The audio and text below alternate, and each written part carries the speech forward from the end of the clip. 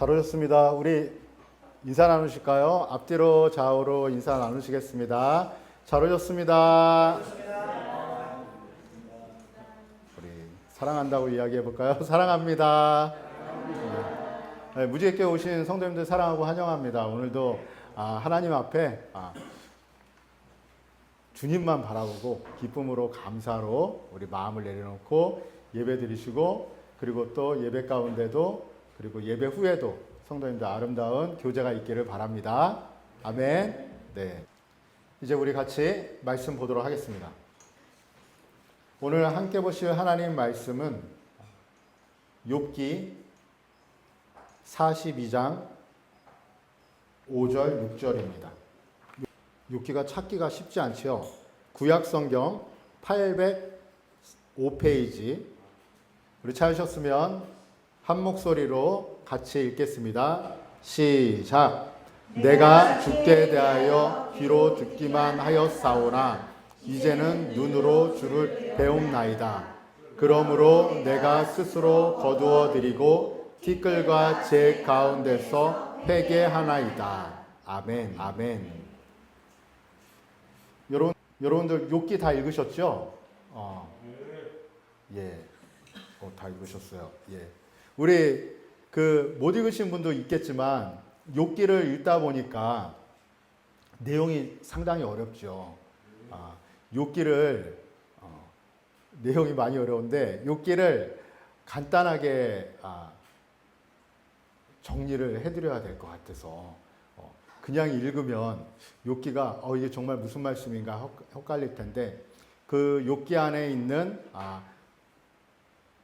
주제, 그리고 성경적인 의미, 영적인 의미, 이것을 오늘 이 설교 시간에 다 이야기할 수는 없지만 이 욥의 고백 한 4가지를 통해서 하나님의 말씀이 또 욥에게 선포하는 말씀이 들어가 있지는 않은데 이걸 다 설명할 수가 없어요. 그래서 이 욥이 중간중간에 본인이 겪으면서 처음에는 이 재산을 다 잃어버렸을 때 그때 욥의 고백, 그리고 몸에 통증과 이 아픔이 왔을 때, 그리고 그 친구들과의 갈등 가운데서 말하는 그 욥의 고백, 그리고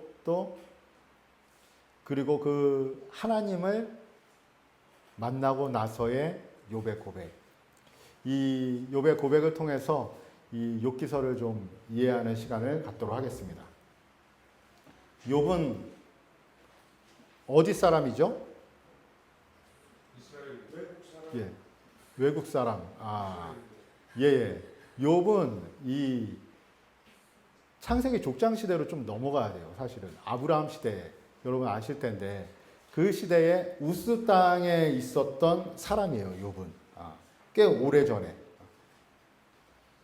이 성경의 원래 위치로 가면 창세기 쪽으로 가야 되는 시대에, 그 시대에 욥이 살았는데 자녀가 10명인데 아들이 몇 명? 잘하시네요. 딸이 몇 명? 3명. 그러면 이제 주소도 알았고 가족관계도 알았으니까 재산을 좀 알아보도록 하겠습니다. 이 재산은 가축으로 재산을 매기는데 그 당시에 양이 몇 마리? 7,000마리. 네. 낙타가 몇 마리? 3,000마리. 소는? 500마리. 암나귀는? 500마리. 예. 이 동방에서 가장 이제 부자로 살던, 그리고 믿음도 좋았던 욥. 이 욥에게 고난이 찾아오죠. 이 가축들이 다 죽고, 그 다음에 자녀들이 10명의 자녀들이 다 재해로 죽고, 그리고 이 욥에게는 이 몸에 머리 정수리부터 발바닥까지 이 두드러기가 나와서 이 두드러기가 얼마나 가렵고 괴로웠는지 기왓장 같은 걸로 이 몸을 긁어야 되는 그 가려움과 괴로움 가운데 있는데 이제 친구들이 찾아와서 이제 대화를 이어나가죠. 여러분, 이 욥에게 이 시험을 주게 된 동기가 하나님에게 누가 찾아왔다 그랬죠? 여기서부터 우리가 헷갈리게 좀 시작하는 거예요. 하나님이 사탄하고 이렇게 마주 앉아서 대화를 해? 이제부터 거기에 막 생각을 빠지다 보면 이 내용 전체에 대한 이해나 내용 전체에서 주는 우리에게 말씀하시는 것을 우리가 놓칠 수가 있는데, 그래서 이제 중심은 재산이나 하나님을 만난 사탄과의 관계에서의 이 일이나 이거를 다 떠나서 전체적인 주제 무엇이냐면 하나님의 주권. 이해되시나요? 하나님이 어느 정도의 주권을 가지고 계시기에 욥을 맘대로 그냥 그렇게 믿음이 좋았는데 이렇게 막 행하시고, 이 하나님의 주권과 누구요? 인간의 고난의 문제, 이것을 욥기에서 다루고 있는 문제예요. 그래서 우리는 욥기를 보면 때로는 이해가 어려운데 욥의 고백을 통해서 조금 이제 이해할 수 있을 것 같아요. 그게 우리 여러분들의 신앙의 어떠한 길에 도움이 되기를 바라고 신앙의 길에 어떤 지침이 되기를 바랍니다. 욥의 첫 번째 고백은 모든 가축과 자녀들이 다 떠났을 때, 그러니까 성경에서는 설정을 어떻게 해놓냐면 여러분들의 고난 살다 보니까 여러분들의 고난이 정말 내가 정말 이런 고난이 나한테도 찾아오는구나 이럴 때가 있잖아요. 이런 아픔이 찾아오는구나 이럴 때가 있잖아요. 그죠? 앞으로는 또 어떤 고난이 우리 앞에 기다리고 있을지 모르지만 이 설정치를 끝까지 해놓은 거예요.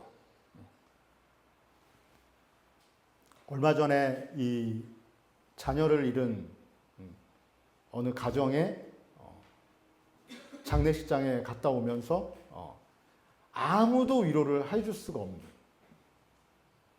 부모님이 돌아가신 이 장례식장에 갔을 때는 호상이네, 아니면은 그래도 이때 돌아가셔서 또 좋은 날씨가 좋을 때 돌아가셔서 감사하네, 뭐 이렇게 얘기도 하고, 이 순서대로 돌아가시면 이렇게 얘기하시다가 웃기도 하고 이 장례식장에서 서로 막 얘기도 하고 부둥켜 안기도 하고 막 이렇게 하잖아요. 장례식장을 갔는데 더 앉아있기가 힘든, 그리고 더 이상 위로해주기도 힘든, 그 딸만 셋인데 막내딸이 세상을 갑자기 떠나게 되는 일이 있어서 다녀오게 됐어요. 그 목회자로 살다 보니까 장례식장 갈 일이 많다 보니까 가끔 그런 너무도 큰 고난 앞에 어쩌지 못하시는 분들을 이렇게 보게 되는데, 이 욥의 고난은 일단 설정치를 끝까지 해놨어요. 모든 재산을 다 잃었어요. 모든 재산을 다 잃었는데 그 아끼던 자녀가 아들 7, 딸 3이 다 세상을 떠났어요. 그리고 그 아내 병이 찾아왔는데 병 때문에 너무 괴롭고 힘들어하니까 아내가 뭐라고 얘기해요? 하나님을 저주하고 결국은 아내마저도 떠나요. 그리고 친구 셋이 찾아와서 통곡을 합니다. 통곡을 하면서 친구들이 조언을 해줘요. 조언하는 이 내용을 읽다 보면 제가요, 이게 읽다가 중간중간 올라와요. 그 내용 가운데 어떤 내용이 있어요? 욥, 너 잘 생각해봐. 너가 아무런 죄도 짓지 않았는데, 너가 그냥 하나님 앞에 잘 살았는데 이런 일이 오겠어? 너에게 뭔가 죄가 있을 거야. 너에게 뭔가 잘못이 있을 거야. 이것을 아주 말을 돌려서 논리적으로 설명을 하려고 친구들이 애를 쓰는 장면들이 나와요. 그래서 이 친구들의 말에 또 대답을 해줘요. 그래서 이 친구들의 대화 가운데 1차, 2차, 3차 대화가 있어요. 그리고 결국에는 누가 중재를 하셔요? 하나님이 나오셔서 중재를 하시는데, 첫 번째 욥에게 이 아픔이 찾아왔을 때, 모든 재산을 잃어버렸을 때 욥이 1장 21절에 이런 고백을 합니다. 우리 1장 21절 여기 나와 있는데 같이 읽어볼까요? 1장 21절 시작.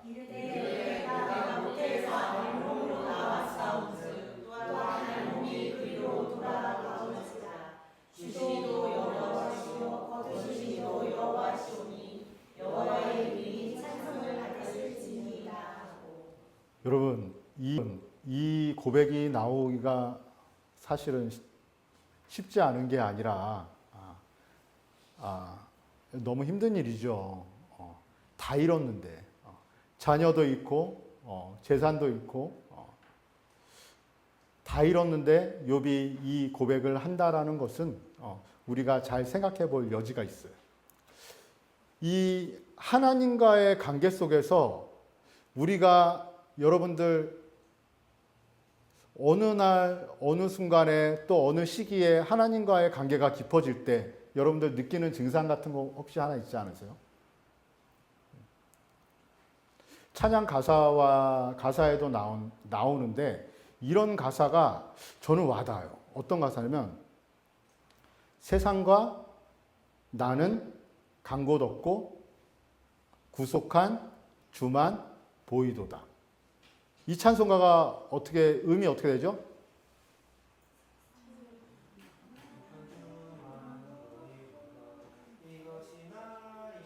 간증이요 이것이 나의 찬송일세 나 사는 동안 끊임없이 구속한 구주만 찬송하리로다. 세상과 나는 간 곳 없고 구속한 주만 보이도다. 이게 우리가 세상 가운데 아무것도 없이 사실은 태어난 건 맞죠. 그죠? 알몸으로 태어났죠. 그런데 태어나고 보니까 우리 부모님이 좀 재산이 있네. 태어나고 보니서 살다 보니까 저런 좋은 친구가 날 도와주네. 태어나서 어떠한 선택의 길을 가다 보니까 내가 이런 집도 구하고 내 이런 땅도 사네. 태어나서 살다 보니까 이런 좋은 사람들이 나한테 붙여졌네. 태어나서 살다 보니까 계속 하나님께서 이 옵션을 붙여주셨는데 어느 날 이 옵션 중에 옵션이라는 표현 이해하시고 들려주셨으면 좋겠습니다. 이 자식을 옵션이라고 하기엔 좀 그렇잖아요. 이 붙여주셨는데 은혜를 붙여주셨는데 어느 날 붙여주신 게 하나님을 믿고 믿음 안에서 하나님이 다 주셨다고 가정했을 때예요. 우린 그걸 믿지만 가정했을 때예요. 어느 순간 하나가 잃어버리게 되면 모든 걸 잃어버린 것 같아요. 그리고 하나님과 믿었던 관계까지 정리하게 되는 일들이 생겨나요. 왜 그럴까? 세송한 100개를 주셨으면 10개 정도는 가져가셔도 하나님 감사합니다 할 수 있는데 이게 그렇게 안 돼요. 우리 인생이.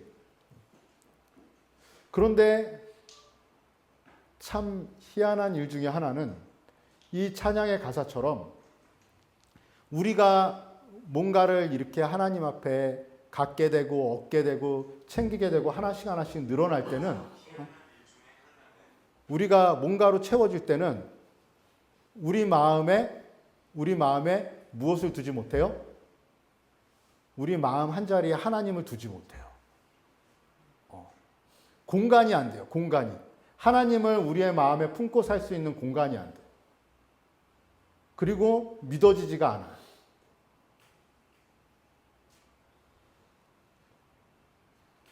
제가 아는 목사님 중에 한 분은 이 세상을 떠나기 바로 전에 지난 설교 때도 말씀드렸는데 세상을 떠나기 바로 전에 그 요청을 받으면 그 자녀들이나 그 부모나 친구로부터 요청을 받으면 가서 영접 기도를 시키고 하나님을 영접하고 예수님을 바라보게 되는 그러한 일들이 있는데 정말 다급하니까 하나님을 찾을 수도 있지만 결국에는 제가 한편으로 생각해서 왜 죽음 앞에 섰을 때 왜 맨 마지막에 아무것도 이제 모든 것을 다 내려놓고 이제는 이 인생을 떠나가게 될 때 왜 그때는 하나님을 영접할까? 단지 두려워서일까? 단지 죽음 뒤에 어떠한 그것에 대한 감당 못한 그런 괴로움과 두려움 때문에 하나님을 선택할까? 그것도 있어요. 그런데 이 영접했다가 다시 살아나신 분들의 고백 가운데 죽을 뻔하다 살아나신 분들도 있잖아요.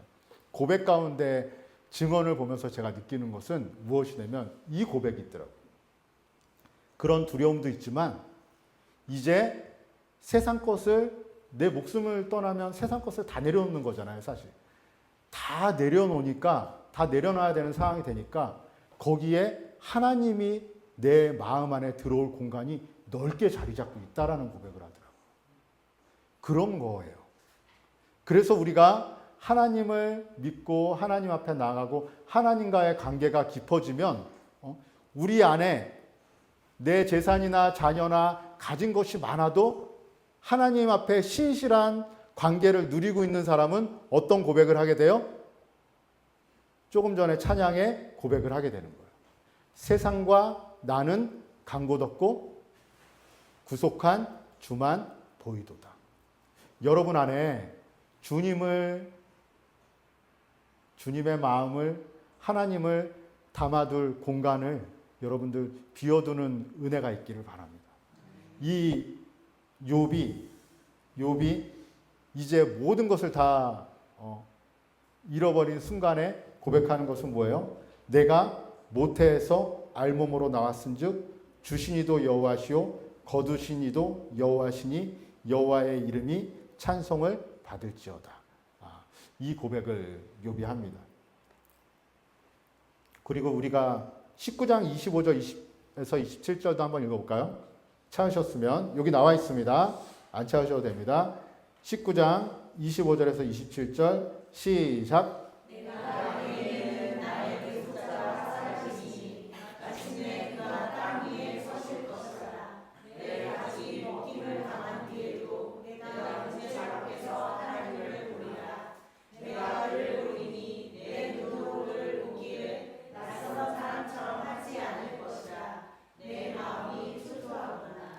이거 계속 띄워주시고, 제가 이 말씀을 읽을 때, 제가 이 말씀을 볼 때 예전에 어린 마음에 이 고민에 빠졌어요. 이게 뭐지? 욥이 어떻게 예수님을 알지? 이것을 예수님을 구약은 사실 구약 전반적인 부분에 예수님을 담아두는 암묵적으로 다 표시를 해놓잖아요. 그 예표가 있잖아요. 욥이 어떻게 예수님을 알지? 저는 이게 어린 마음에 저한테는 예전에는 이게 충격이었어요. 여러분들한테는 어떻게 보일지 모르지만 오늘 말씀해 보면 나의 대속자가 살아계신다. 대속자는 누구를 이야기하죠? 대속. 우리의 죄를 대속. 내 인생을 대속. 대신 속량할 분. 누가 살아계신다? 대속자가 살아계시니. 그 다음 읽을까요? 마침내 그가 땅 위에 서실 것이다. 2000년 전에 예수님께서 이 땅에 오시는 것을 이야기하죠. 그리고 그 다음은 뭐라고요?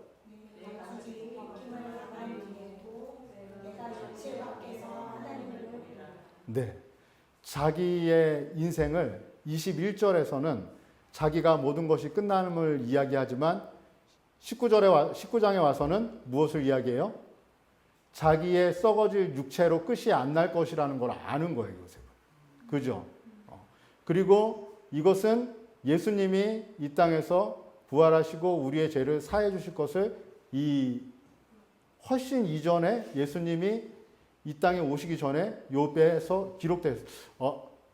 욥이 이것을 어떻게 알지? 근데 나중에 이제 제가 신학을 공부하고 목회를 하다 보니까 이제 알게 되는 거죠. 이 구약 곳곳에, 모든 구약에서는 계속 예수님을 소개하고 있고 세례요한처럼 계속 이 예수님을 구약에서는 증거하고 있구나. 욥은 이 고백을 통해서 예수님을 증거하고 있고 자기의 인생이, 우리는 보통 그러잖아요. 인생이 죽음 앞에서는 이젠 다 끝났어.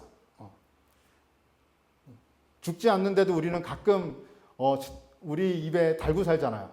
나 망했어. 약간 꼬이면 다 끝이야. 나 이제 죽었어. 조금만 힘들게 올라가도 등산도 못해요. 아, 나 죽겠어. 다 끝났다라고 이야기를 하는데 욥은 자기가 끝이 아님을 예수님을 통해서 고백을 하는 거예요. 내 썩은 것은 이제 육체를 벗고 이제 무엇으로? 하나님 앞에 다시 보게 될 것이다. 내가 보게 될 것이다.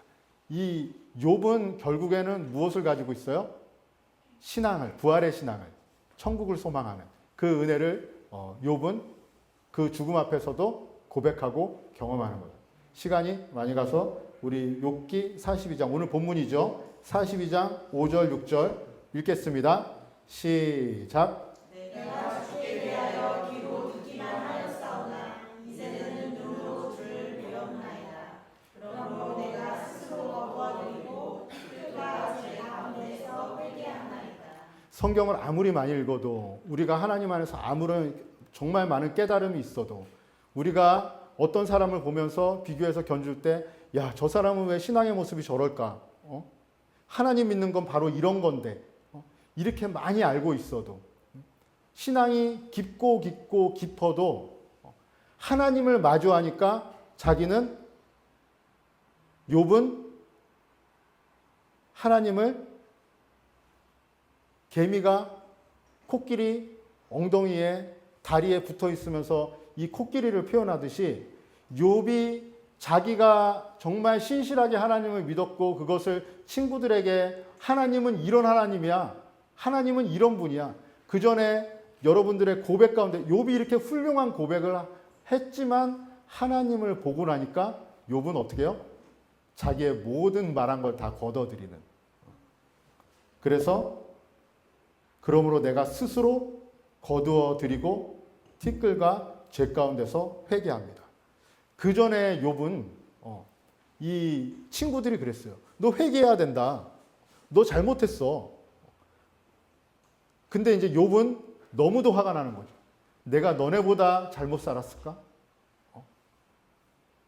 내가 너네보다 죄를 많이 지었을까?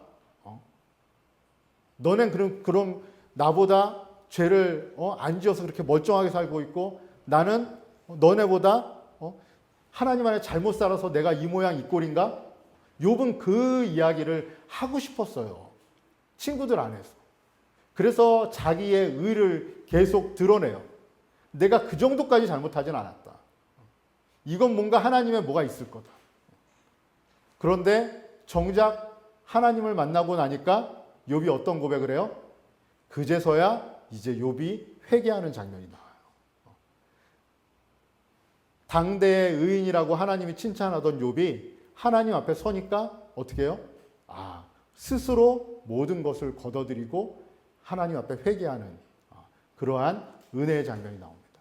그래서 무지개교회 안에서 여러분들이나 저나 그리고 여기 이 교회에 또 오시게 되는 어떤 신실한 분이나 어떤 분이나 우리는 하나님 앞에서 우리의 의를 드러낼 수가 없어요. 아멘? 하나님과의 관계 속에서 너 믿음이 왜 그래? 너 왜 신실하게 살지 않아?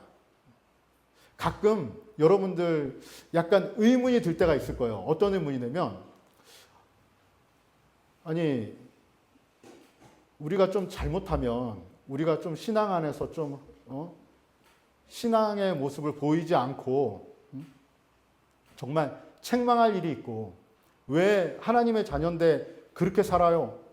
왜 연목사님이나 신목사님은 그냥 다 뭔 일을 해도 뭔 저걸 해도 그냥 그러려니 하고 왜 저렇게 그냥 다 받아준다고 하려고 하니까 또 마음에 찔림이 있는데 우리가 그렇게 받아주진 않지만 그렇게 책망하지 않을까라고 생각할 때 연목사님과 저는 기본적인 노선은 있어요. 무엇이냐면 우리가 죄인이다. 하나님 앞에서는 우리가 정말 연약하고 부끄럽기 때문에 누구한테도 우리가 기도해주고 사랑해주고 함께 가는 것 외에는 우리는 잘못이나 훈계에 대해서 지적해주지 못할 때가 많죠. 여러분의 삶 가운데도 그것이 누구에게까지? 자녀에게까지. 때로는 가장 사랑하지만 가장 만만할 때가 자녀잖아요. 때로는 가장 사랑하지만 가장 만만할 때가 부모잖아요. 부모한테까지의 대화의 관계 속에서 하나님이 개입되는 은혜가 있기를 바랍니다. 하나님이 볼 때는 나는 똑같아. 어쩔 때는 자녀를 그냥 막 때리고 싶고 걷어차고 싶고 뭐 심하게 뭐 호적 얘기를 막 하시는 분도 있는데, 가만히 보면 하나님 안에서는 사실은, 그리고 때로는 가만히 보면 여러분 이럴 때가 있잖아요. 나의 어렸을 때를 가만히 생각해 보면 그래, 내 자녀가 더 나아. 이런 마음이 들 때가 있잖아요. 그게 자녀에게뿐만 아니라 우리의 이웃과의 모든 관계 속에서 하나님 안에서 서로를 보고 품어주고 사랑해주는 그 은혜가 있기를 바랍니다. 아멘. 마지막으로 23장 10절 읽고 정리하겠습니다. 23장 10절 시작.